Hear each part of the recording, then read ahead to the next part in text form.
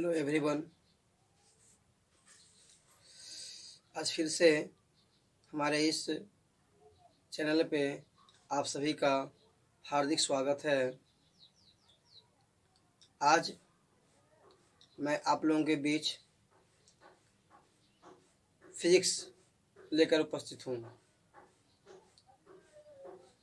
आज class 10th के physics विषय पर हम चर्चा करना चाहते हैं,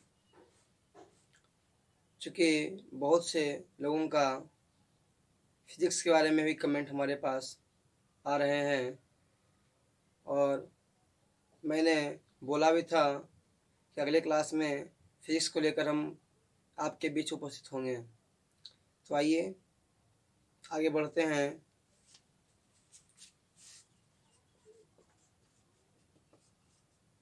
फिजिक्स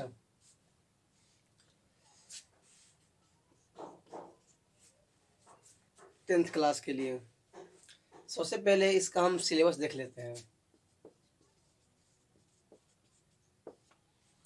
तो सिलेबस में सबसे पहले आपको पढ़ना है प्रकाश का परावर्तन, दूसरा है प्रकाश का अपवर्तन और तीसरा है मानव नेत्र और वायुमंडलीय अपवर्तन तथा रंग बिरंगा संसार। चौथा है आपका विद्युत धारा और विद्युत धारा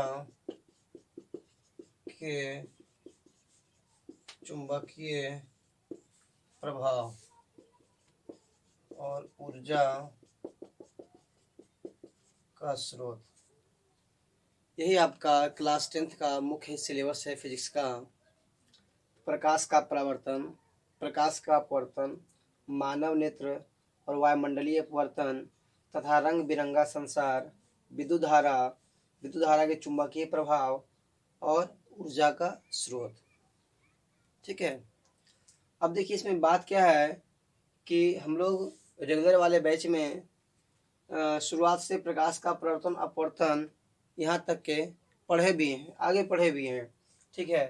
तो हम आपको एक नए सिरे से एक नए टॉपिक को लेकर के हम आगे बढ़ेंगे फिलहाल। ठीक है।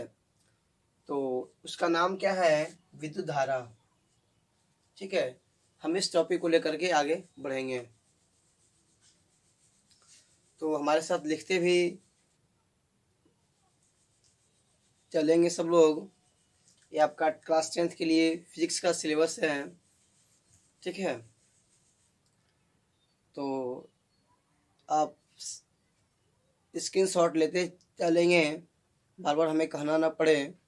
ठीक है। चलिए तो आगे बढ़ते हैं।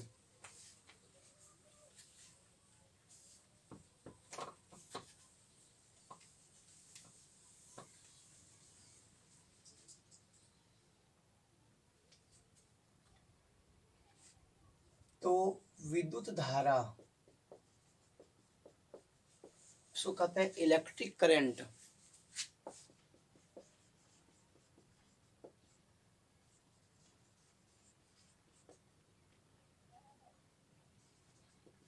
इलेक्ट्रिक करंट, विद्युत धारा एक बहुत ही सबसे महत्वपूर्ण टॉपिक है। इलेक्ट्रिक करंट, विद्युत धारा। ठीक है। इस पे आपके एग्जामिनेशन में 10 से 12 मार्क्स का इससे एग्जामिनेशन में पूछे जाते हैं। करंट चैप्टर से, करंट और इसके चुंबकीय प्रभाव से। ये दो चैप्टर जो है मुख्य रूप से बहुत ही इम्पोर्टेंट है। फिजिक्स जो है का जो ये सेक्शन है बहुत ही इम्पोर्टेंट है, बहुत ही महत्वपूर्ण विषय है।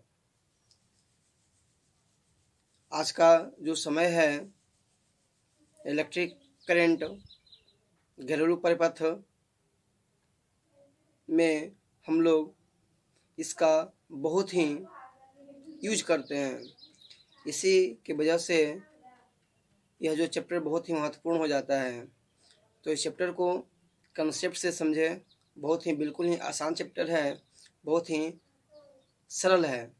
लेकिन यदि आप ये रट्टा मारने वाला सब्जेक्ट नहीं है कि यदि यदि आप इसको रट्टा मार लिए, रट लिए, तो आपका ही पूरा हो जाएगा।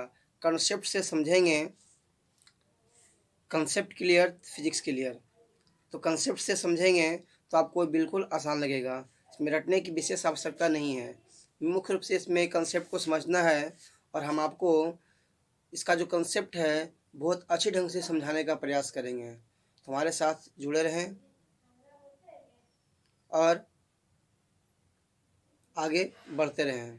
ठीक है, देखिए विद्युत धारा, इलेक्ट्रिक करंट। इलेक्ट्रिक करंट, विद्युत धारा, सबसे पहले इसमें बात है कि आखिर ये है क्या, विद्युत धारा है क्या।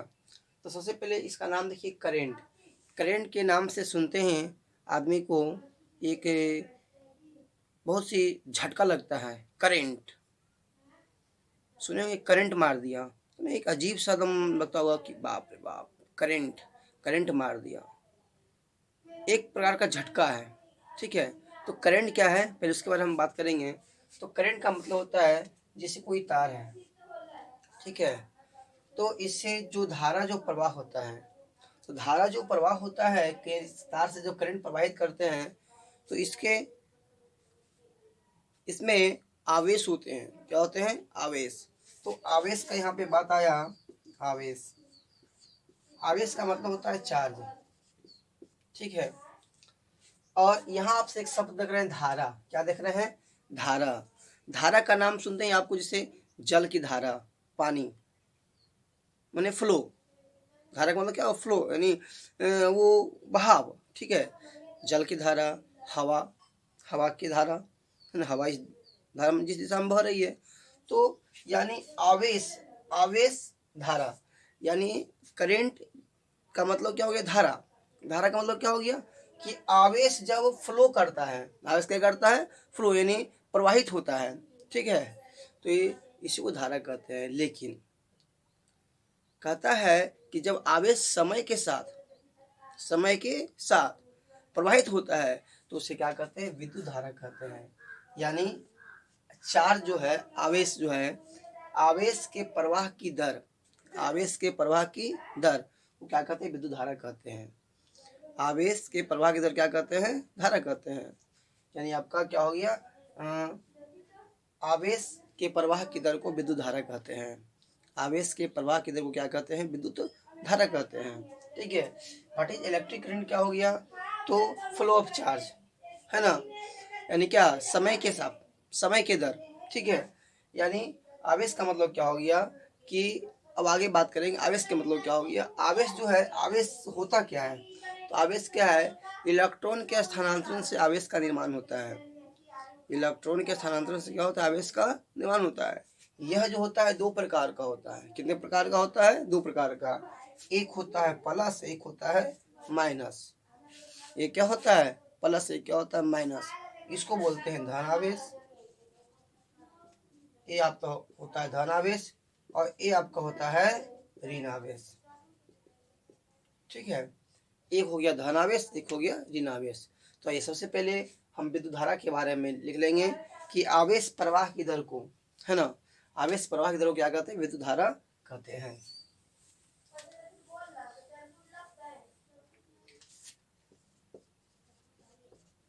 विद्युत धारा लिख के डैश देंगे कि आवेश के प्रवाह की दर, प्रवाह की दर, आवेश के प्रवाह की दर को विद्युत धारा कहते हैं। आवेश प्रवाह की दर को क्या कहते हैं? विद्युत धारा कहते हैं। इसमें भी एक लाइन आगे बढ़ के लिख लेंगे कि इसे आई, इसे आई से सूचित किया जाता है। इसे आई से सूचित किया जाता है। ठीक है, अब देखिए यहाँ पे फॉर्मूला क्या बन जाएगा, धारा बराबर आवेश प्रवाह की दर। तो आवेश हो गया ऊपर और दर का मतलब समय से भाग देना, यानी ऐसा हो जाएगा, यानी धारा बराबर आवेश बटा समय।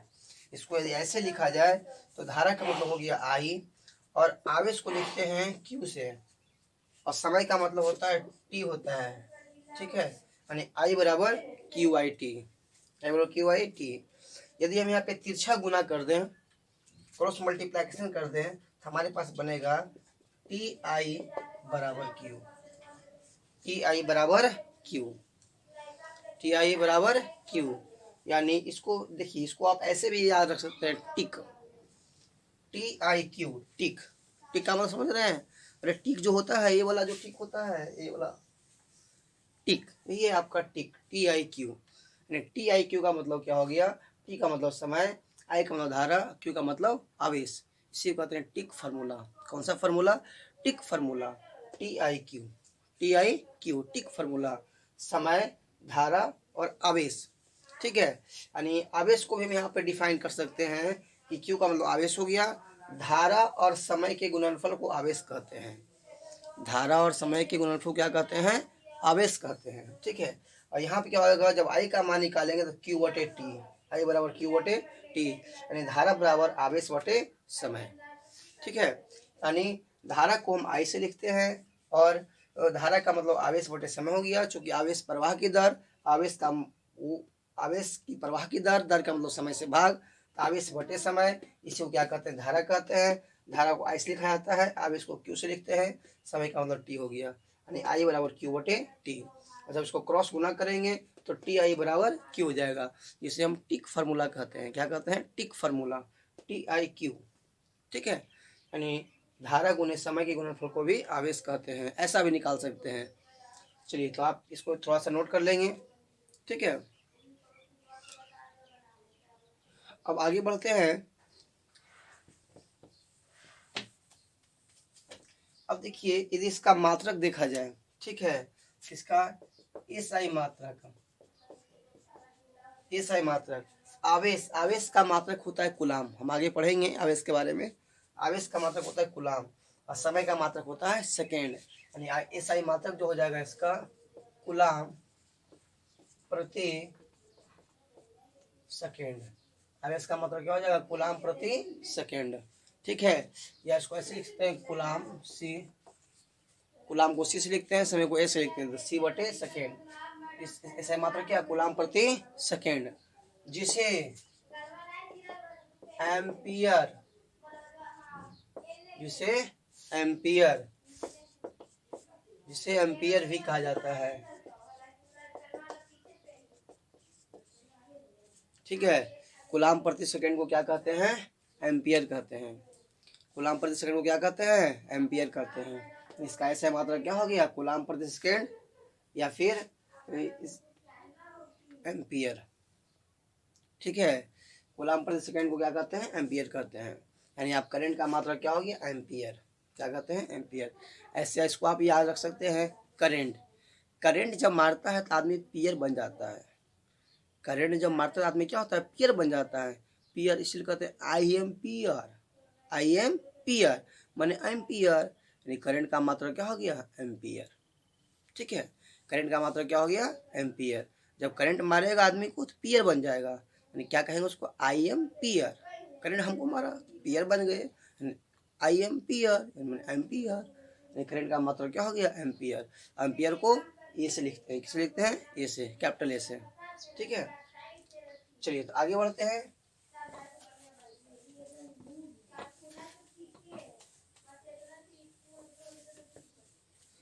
अब यहाँ पे एक बात आ गया आवेश के बारे में। ठीक है, आवेश,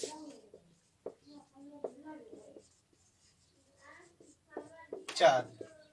तो चार्ज का मतलब क्या हो गया, अभी हमने बताया कि धारा और समय के गुणनफल को आवेश कहते हैं। ठीक है, लिख देंगे, धारा और समय के गुणनफल को आवेश कहते हैं। ठीक है।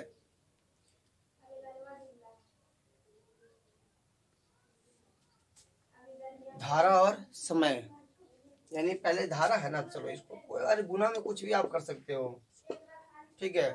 धारा हो गया और समय, इनटू का मतलब क्या, गुना हो जाएगा आपका। नहीं, धारा और समय गुणा को क्या कहते हैं, आवेश कहते हैं, ठीक है। आवेश को क्यू से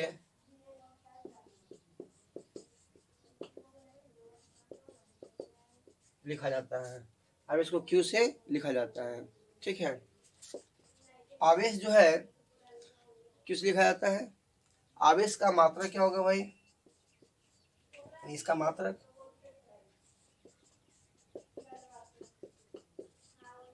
इसका मात्रक क्या होता है, ये एम्पियर है और बटे सेकेंड है, तो एम्पियर बटे सेकेंड को क्या कहते हैं, कुलाम, क्या कहते हैं, कुलाम।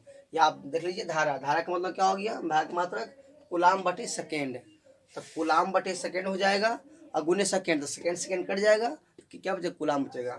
यानी इसका मात्रक क्या हो जाएगा, कुलाम, इसका मात्रक क्या हो जाएगा, कुलाम, है ना, कुलाम होता है। इसका मात्रक क्या होता है, इसका ऐसा मात्रक कुलाम होता है। चाहो तो ऐसा लगा दो, इसका ऐसा मात्रक, ठीक है, गुलाम होता है। ऐसे देखिएगा यहाँ पे, इसको आप ऐसे याद रख सकते हैं,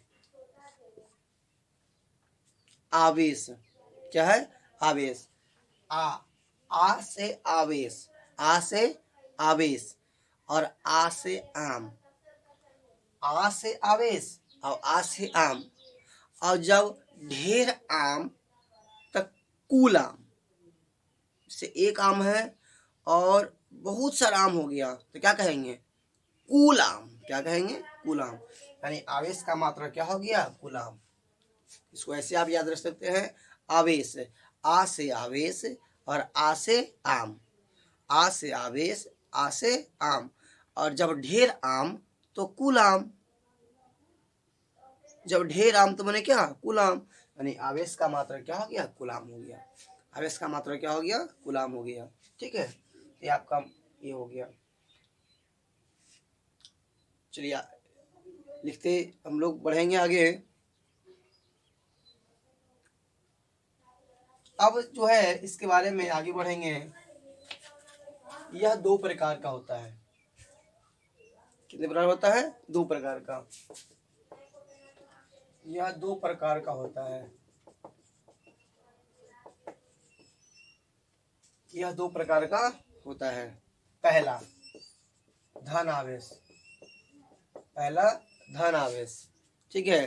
धन आवेश क्या होता है, यह त्याग करने से, यह त्याग करने से उत्पन्न होता है। धन आवेश क्या होता है, यह त्याग करने से उत्पन्न होता है। दूसरा ऋण आवेश, ऋण आवेश,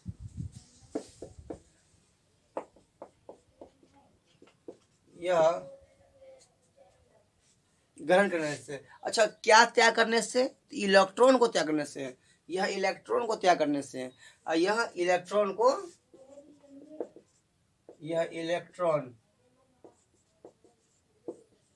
यह इलेक्ट्रॉन को ग्रहण करने से, यह इलेक्ट्रॉन का ग्रहण करने से उत्पन्न होता है। यह यहाँ भी कर लीजिए,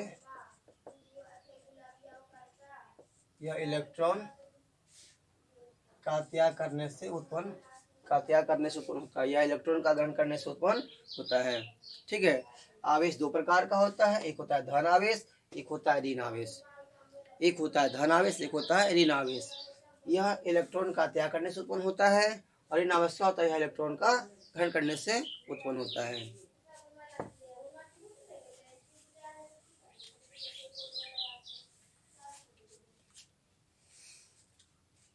अब देखिए बहुत ही यहाँ पे बहुत दम वीवीआई बात है कि जब समान आवेश रहे, ठीक है, यानी जब दो आवेश समान हो, जब दो आवेश समान हो, है ना, तो उनके बीच विकर्षण बल, विकर्षण बल, जब दो आवेश समान हो तो उनके बीच कौन सा बल लगता है, तो उनके बीच विकर्षण बल लगता है। अब देखिए, जैसे ए आपका प्लस चार्ज है और ए आपका प्लस चार्ज है, तो जब दोनों आवेश समान है तो दोनों के बीच जो आपका जो बल लगेगा वो कौन सा बल लगेगा, विकर्षण बल लगेगा। कौन सा बल लगेगा, विकर्षण बल लगेगा। ठीक है, या फिर माइनस है और यह भी माइनस है, दोनों के बीच कौन सा बल लगेगा, तो विकर्षण बल लगेगा। ठीक है, कि जब दो आवेश समान हो, जब दो आवेश समान हो तो दोनों के बीच विकर्षण बल लगता है। कौन सा बल लगता है, विकर्षण बल, यानी प्लस प्लस विकर्षण बल, माइनस माइनस विकर्षण बल। ठीक है, दोनों आपका आवेश समान, ये भी प्लस ये भी प्लस, ये माइनस ये भी माइनस। ठीक है, तो आप लिखते लिखते हुए आगे बढ़ेंगे। ठीक है, दूसरा बात,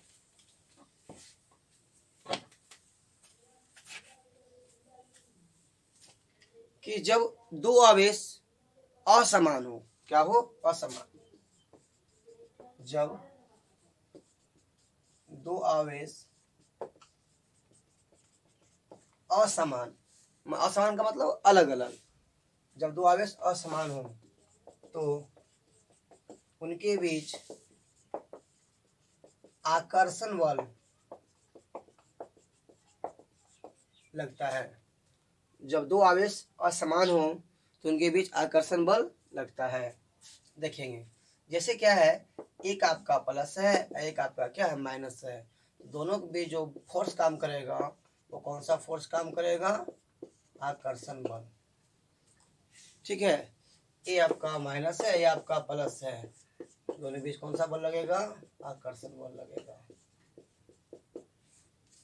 ठीक है, तो जब दो आवेश समान हो तो उनके बीच विकर्षण बल लगता है। प्लस है, ये भी प्लस चार्ज ये भी प्लस चार्ज, दोनों से आवेश समान हो गया, विकर्षण बल। ये नेगेटिव ये भी नेगेटिव, दोनों आवेश नेगेटिव है, कौन सा बल लगेगा, विकर्षण बल लगेगा। और विकर्षण को ही प्रतिकर्षण कहा जाता है। ठीक है, विकर्षण को ही क्या कहते हैं, प्रतिकर्षण भी कहते हैं। जब दो आवेश असमान हो, जब दो आवेश असमान हो, ठीक है, तो उसको क्या कहते हैं, जब दो आवेश असमान हो तो उनके बीच कौन सा बल लगता है, आकर्षण बल लगता है, अट्रैक्टिव फोर्स लगता है, प्लस माइनस। ठीक है, और देखिए प्लस माइनस यानी एगो धनावेश एगो ऋण आवेश, दोनों आवेश असमान हो गया, असमान का मतलब अलग अलग, तो आकर्षण बल, माइनस प्लस कौन सा बल लगेगा, आकर्षण बल लगेगा। ठीक है, चलिए इसको भी नोट कर लिए। अब आगे बढ़ते हैं।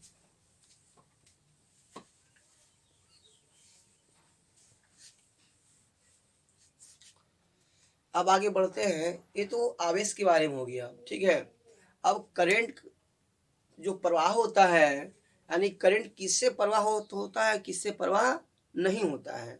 ठीक है, यानी आवेश का जो प्रवाह होता है, आवेश के जो प्रवाह होने का जो दर होता है उसे क्या कहते हैं, करंट कहते हैं। अब आवेश किससे प्रवाह होगा और किससे प्रवाह नहीं होगा, है ना, इसके बारे में हमको जानना है।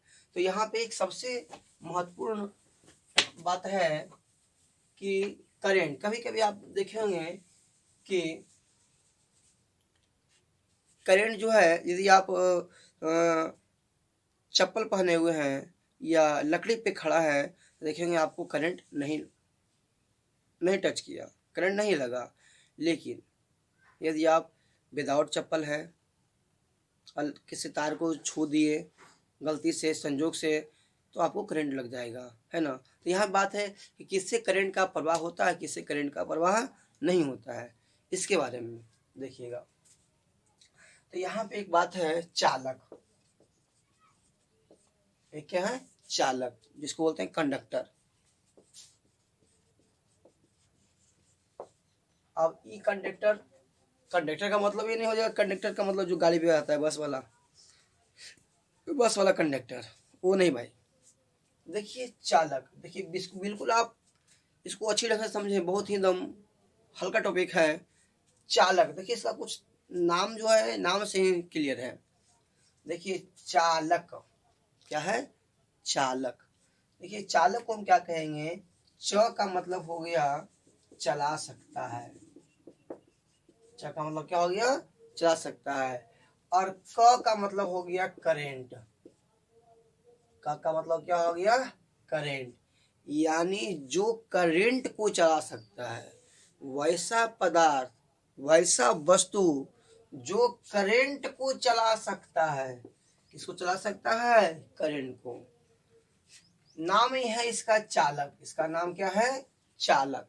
च मने चला सकता है, क मने करेंट। यानी जिससे करंट का प्रवाह होता है, जो करंट को चला सकता है, उसे क्या कहते हैं, चालक। उसे क्या कहते हैं, चालक कहते हैं। अब देखिए कौन चला सकता है भाई, कौन चला सकता है, तो तांबा। क्या हो गया, तांबा। एल्यूमिनियम, क्या हो गया, एल्यूमिनियम। तांबा, एल्यूमिनियम, लोहा, ठीक है, जस्ता। फिर आपका हो गया कच्चा लकड़ी, ठीक है, कच्चा लकड़ी। फिर आपका क्या हो गया कि जैसे कोई भींगा हुआ कपड़ा है, ठीक है, ये सब क्या है, करंट है। सॉरी, ये सब से क्या है, करंट का प्रवाह होता है। यानी आपका ये सब क्या कहलाएगा, चालक कहलाएगा। क्या कहलाएगा, चालक कहलाएगा। क्या कहलाएगा, तांबा हो गया, लोहा हो गया, एल्यूमिनियम हो गया,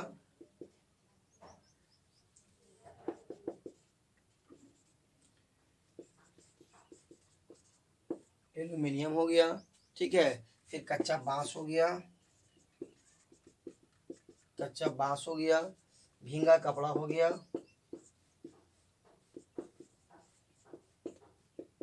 भींगा कपड़ा हो गया, ठीक है, सोना हो गया, जस्ता हो गया, ठीक है। फिर जो है आपका मानव शरीर हो गया,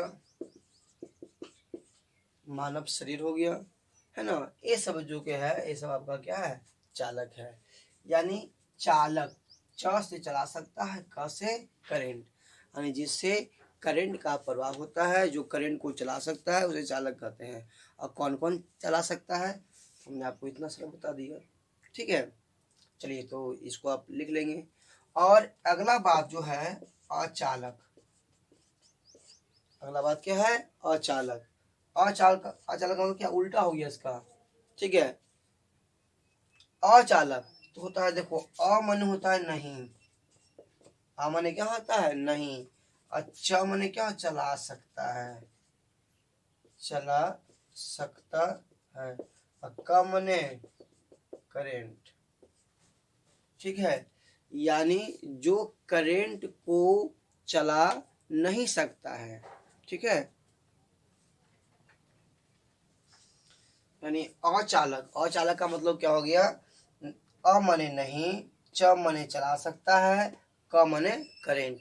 यानी जो करेंट को नहीं चला सकता है, जो करेंट को नहीं चला सकता है। जैसे क्या हो गया, रबर। क्या हो गया, रबर, प्लास्टिक, कांच, चीनी मिट्टी, ठीक है, सूखा लकड़ी। ये सब से क्या होगा, करंट का प्रवाह नहीं होगा। ये सब अचालक के रूप में है। देते हैं, इससे क्या हो गया, लकड़ी हो गया, वो लकड़ी में क्या, सूखा लकड़ी, ठीक है। फिर आपका क्या हो गया, प्लास्टिक हो गया, रबर हो गया, रबर हो गया। फिर आपका क्या हो गया, प्लास्टिक हो गया, रबर हो गया। फिर आपका क्या हो गया कि सूखा कपड़ा हो गया, सूखा कपड़ा हो गया, है ना। कांच हो गया, ठीक है, कांच हो गया।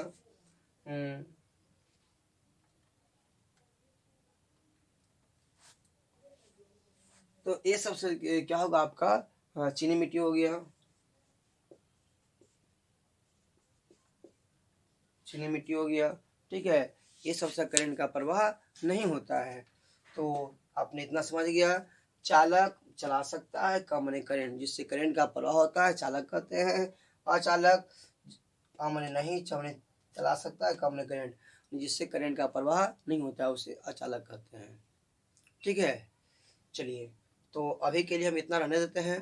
ठीक है, और आप लोगों से यह निवेदन है कि अधिक से अधिक संख्या में आप हमारे चैनल से जुड़ें और अपने इस कोरोना वायरस के बढ़ते प्रकोप को ध्यान में रखते हुए अपने सही समय का सदुपयोग करें। घर पर रहें, सुरक्षित रहें। ठीक है, आज के लिए इतना ही। धन्यवाद। फिर अगले वीडियो में मिलते हैं, तब तक के लिए धन्यवाद।